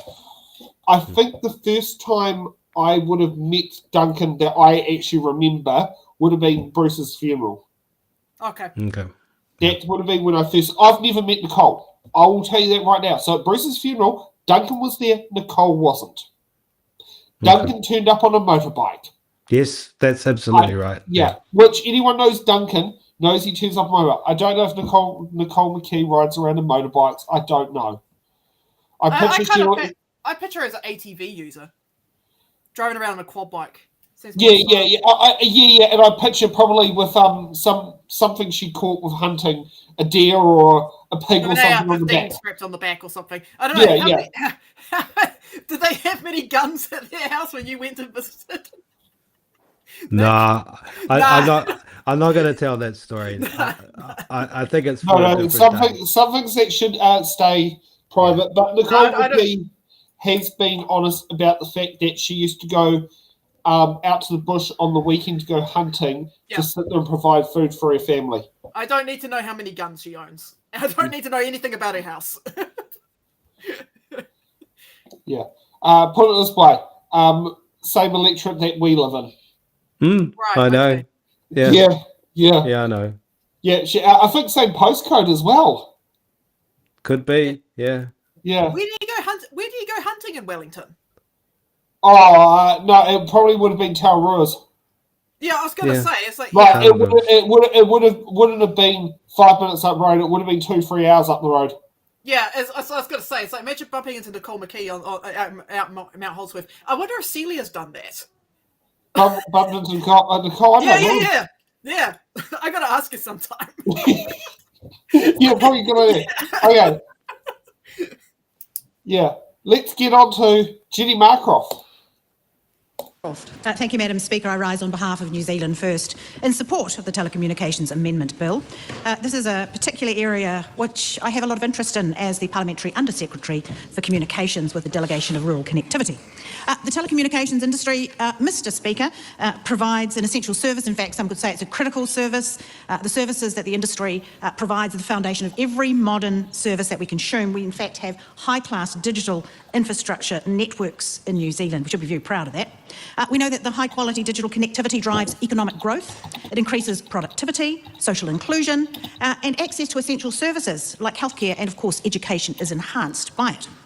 It empowers rural, remote and hard-to-reach regions to thrive. Also, whether you're high-tech farming, whether you have got a quarry that needs intelligent quarrying systems, if you're into gaming development, Pickpop, went to visit them this week, doing marvellous work. Emergency management, we see that they're increasingly integrating high-tech tools to enhance preparedness, response and recovery efforts. We have 87% of the country covered now, connected through the ultra-fast broadband program, rural broadband initiative as well, and the Marae digital connectivity program. So we do have, in fact, Mr Speaker, a telecommunications network that is the backbone of our daily lives in ways that we couldn't have imagined mere years ago. A couple of changes in this bill. We'll be changing to the Telecommunications Dispute Resolution Scheme, where we're raising that threshold, where a telco or an internet service provider being part of that dispute resolution scheme from 10 million to 50 million, raising that threshold. Give you an example of a Manawatu inspired net. They deliver internet services right across the Manawatu to the council, a lot of land area, as well as Massey University. In the last 26 years, they've had 2 complaints. Do they need to be part of that disputes resolution scheme? They're only a small provider. They don't meet that big threshold. So no, it's common sense and practical, the changes we're making here. Access to shared property, we've heard others mention that. This is practical and a pragmatic change. We're making sure that the current temporary rights to accessing shared property, so if you live at the end of a driveway, a shared driveway, your front neighbour can't block you getting fibre. That's a great change in this bill. And that Telecommunications Development Levy, also known as the TDL, it's currently sitting at 10 million. It was 50 originally when we rolled out the broadband. Through regulation, instead of through legislation, we could change that up at some point, and that regulation will be managed by the Minister. And lastly, but not least, local fibre companies. We are going to make sure that they can operate in line with the permitted activities of Chorus. This will level up their playing field. This is long overdue. It'll allow these LFCs to create additional lines of business, expand their networks further into rural communities, which New Zealand First believes extremely important.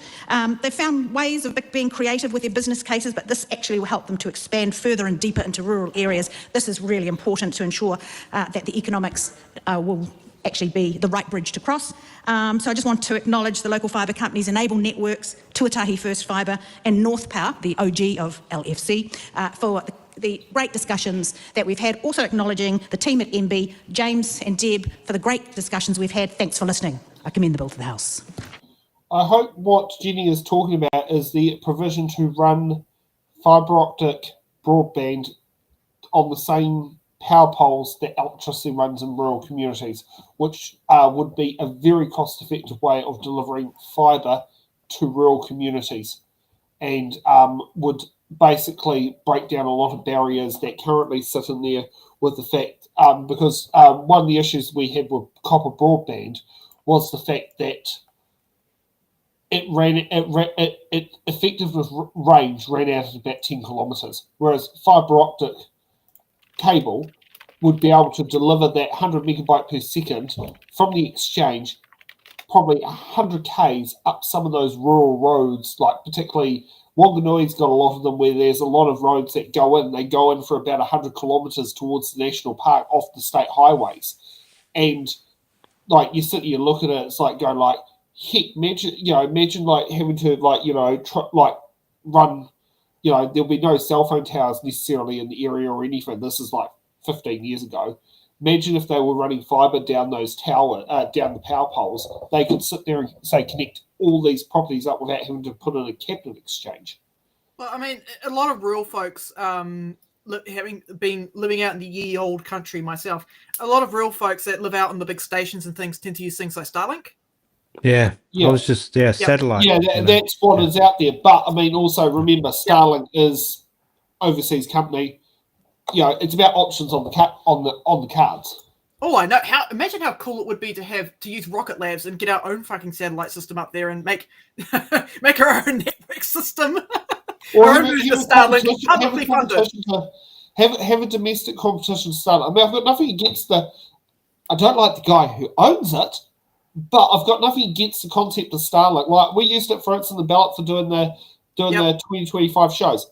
Fantastic system for doing the jobs. We had probably the best connectivity we ever had. We had fuck all signal issues. Like from 2023 to 2025, those connectivity issues just were gone.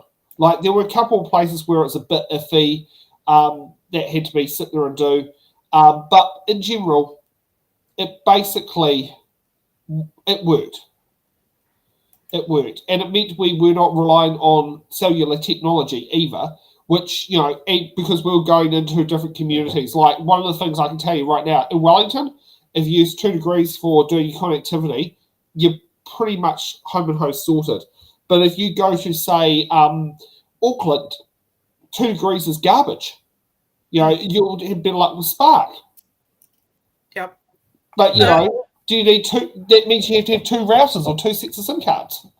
Yeah, and we don't want to do that. So, God. All right, so, yeah, Jenny May does bring up a very good point here, that basically what this amendment is going to be doing is it's going to give a farmer, right, big farmer, big station, I'll call this Farmer Bob.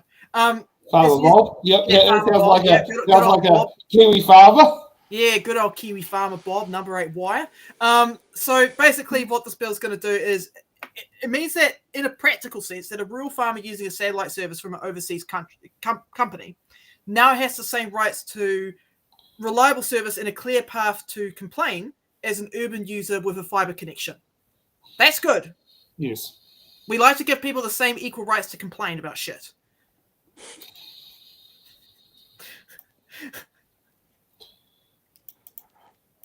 Nick. Yeah, I mean, equal opportunity around complaining is something that we hold dear.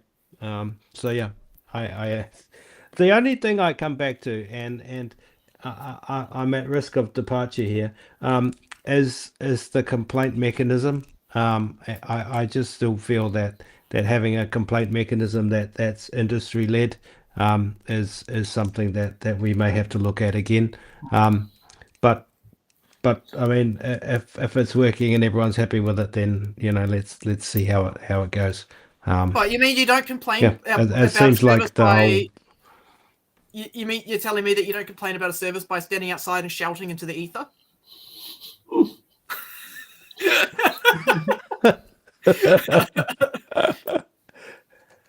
I mean, that's what I do, and I get lost in echo. No. I don't get any answers though. I mean, sometimes I get the neighbour complaining to tell me to shut up, but Yeah. On that big rural property of yours. Yeah. I've got to say, the front of it's only, what is it, quarter acre section wide. It's more the fact that it's a very long property. Yeah. I mean, I've got a field out the back. I guess that sort of counts. Yeah. Greenhouse being rebuilt? Greenhouse is being rebuilt, just in the process of buying a new one. Cool. Okay, let's get on to newly independent. And no, by the way, I did not shout down the greenhouse. The wind knocked it over. Yeah, newly independent MP Marita Mino Kapakingi, MP for Te Tai Tokerau. Speaker. Sorry, Murray Mino Kapakingi. Thank you, Mr. Speaker.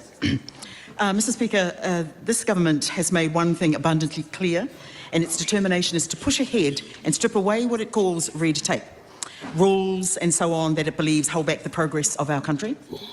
We saw that approach in the passing of the Regulatory Standards Bill, a piece of legislation we unequivocally oppose. Unfortunately, we didn't get the opportunity to speak to that bill, but let me be clear, progress cannot come at the expense of accountability or the voices of our people. And that rings true even for the Telecommunications Amendment Bill, of which I stand to speak to. At first glance, it may seem straightforward, but it's remarkable how outdated regulations can stifle even when the most basic functions of modern infrastructure. This bill updates the rules for phone and internet providers so they can keep pace with rapid technological change. It permanently allows fibre providers to access shared properties, apartment buildings and multi-owned land to install fibre internet. It also requires large telecommunication companies to join a dispute resolution scheme, giving consumers a simpler path to resolve complaints. It gives the government flexibility to set the telecommunications levy, expands the Commerce Commission's oversight of fibre companies, and makes technical changes for clarity and efficiency. These are good things on the face of it, necessary things, but Mr. Speaker, we must look deeper at the implications for Māori. One concern is how permanent fibre access rights might extend to shared Māori land. The disclosure statement assures us that the safeguards under Te Turehenua Māori Act apply and that provides some reassurance, but wānanga and greater engagement from Te Iwi Māori is required in shaping these provisions further. Our position is to support this bill at first reading, not because it's perfect, but because it deserves full scrutiny at select committees, where Te Iwi Māori can be heard and amendments considered. Progress must never come at the cost of partnership, Mr. Speaker. That's the principle we continue to uphold, and thank you for the opportunity to take this call, Mr. Speaker. Kia ora tātou. Oh, here's a little bit to watch. Before I do that, now, Ms. Kappa-Kingi, requirement would be that that was the Party Maori call. Did you have the go-ahead from Te Party Maori to take that call? I didn't have a direct conversation. All right, well, just okay. That was probably a mistake on my part, but I'm happy to, in future to take that call. That will be required. Taking another party's call, you will need to actually get their permission. Thank you. So, but a wonderful speech anyway. Mr. Okay. I think that had to be said, because this is what happens when you boot your MPs out of your party. Yeah, she's still speaking like I represent Te Party Māori. It's like, okay. I don't want to get into the drama area with that, but what I need from Mirio Mino Kappa-Kingi is a practical example of how this legislation is going to negatively impact shared ownership of Māori land. That's what I'm really missing from that speech. It's like, please provide a practical example involving, I don't know, whānau land, right? You can have a couple of families that own a section of land, like hapu land, right? How would expanding rights and having fibre put in negatively impact relations between landowners and the Crown and fibre? I don't see the. Forgive the pun. I don't see the connection here. I think most Māori would be on board with having fibre to their place. But you see, I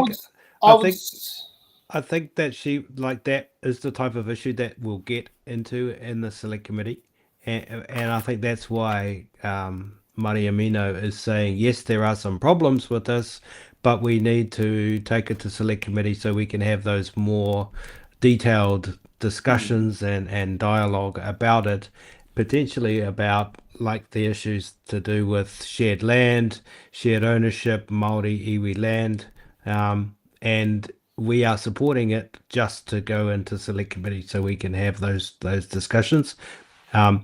It's a good point that maybe we could have heard a little bit more in the House, but I think those are the type of really technical discussions that need to go on, and they will happen at select committee. It would have been nice if she could have brought up such a hypothetical scenario. Yeah, that would have been I fantastic. can bring up one. Mōpoko Tribal Authority and Levin refusing a fibre optic cable to go past to provide Hokio Beach with a cabinet exchange for fibre internet. Oh, there you go. She could have brought that up. This was 20 years ago. Yep. But we effectively were literally, it was the potential that could have sat there and helped us get us to have the rollout with broadband.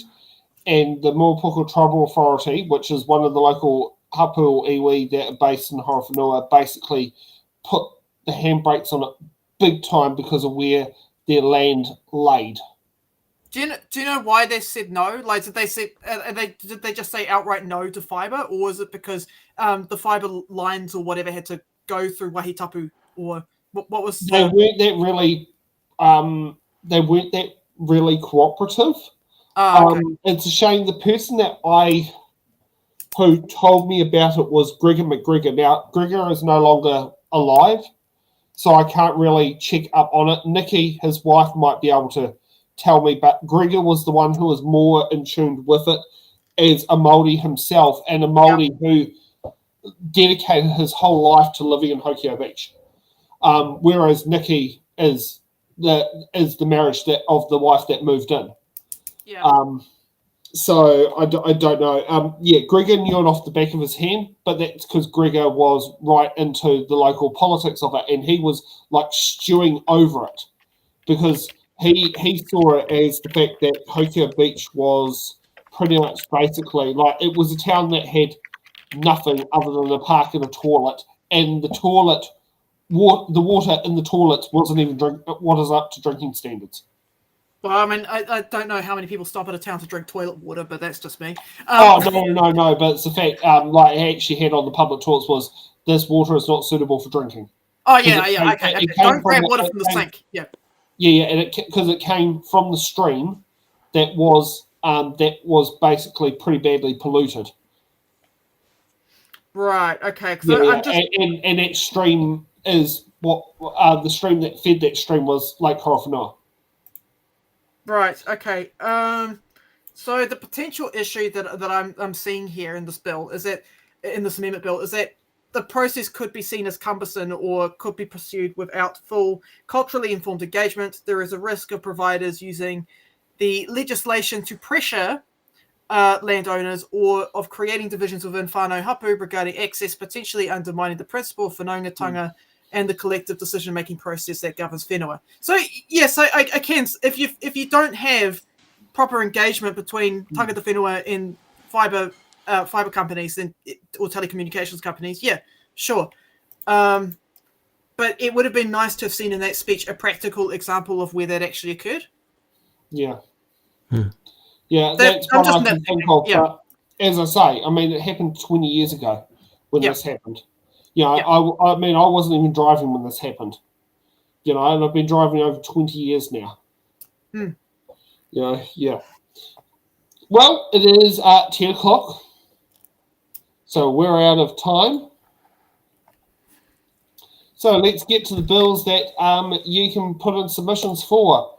Now, I personally got sent an email from Celia Wade Brown on to put a submission on this. Oh, no, not that one. Wrong bill. This one here is a fast track approval of this bill that comes at 2 p.m. tomorrow. Yes, Celia actually emailed me personally about it. Of course she did. Yeah. I was considering the email address it came in. It definitely meant Celia actually went hunting out the email address. Yeah. The redress of care abuse bill closes on Wednesday 26. That one's completely irrelevant. Yeah, I haven't loaded up anything more in there. That's all right. The big one is that regulatory standards amendment bill. Please do submit the fast track approval bill. Fast track approvals bill.